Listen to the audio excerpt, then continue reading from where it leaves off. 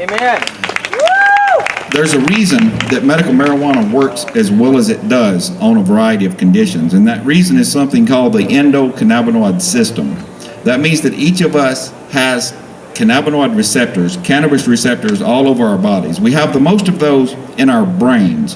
That's the reason cannabis has those interesting effects. And as we know, marijuana is one of the only drugs that some people use it just for the side effects. But in the meantime, it does lots of other healing and very good things. In fact, it's one of the best anti-inflammatories we know. And it's one of the best anti-tumoral agents. It actually makes tumors shrink. And anybody who thinks who tells you that cannabis kills brain cells is wrong, because cannabis grows new brain cells. Cannabis protects the ones that you have.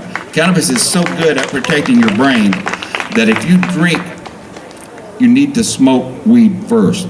If you smoke marijuana before you use alcohol, it helps protect your brain from the damaging effects of the alcohol. That's just how good a medicine this is. Now, this endocannabinoid system that I mentioned is a remarkable thing. We have this system in our bodies which can actually benefit directly from these molecules in the cannabis plant. The reason it can do this is because we have co-evolved with cannabis. Cannabis is our partner in human evolution, and it has been for a long time, for at least 10,000 years that we know about. Archaeologists have discovered in 10,000-year-old tombs, they've discovered cannabis seeds and cannabis flowers. This plant has been a part of human history for a long, long time, and it co-evolves with us. This plant responds to our needs. That's the reason that cannabis works on all the conditions that it does. And that's the reason it is so medically effective in such a wide variety of ways.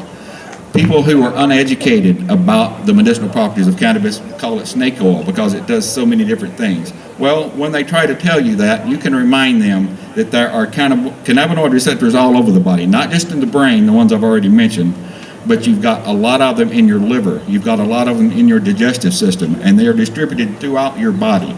That's one reason cannabis is so effective at treating the pain.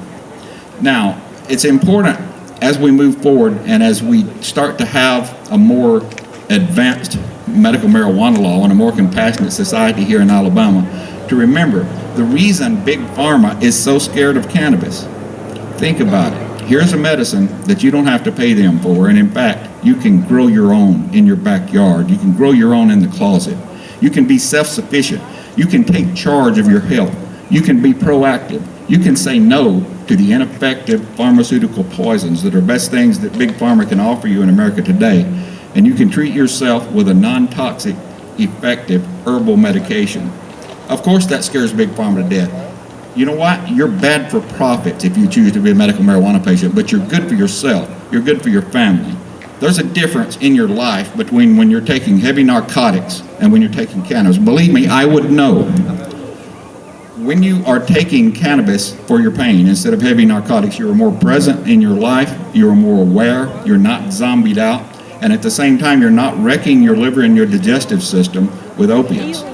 There's a reason that cannabis is more healthy for you, and that's because it doesn't depress your central nervous system like opiates. That's the reason nobody ever died from a marijuana overdose. It's physically impossible.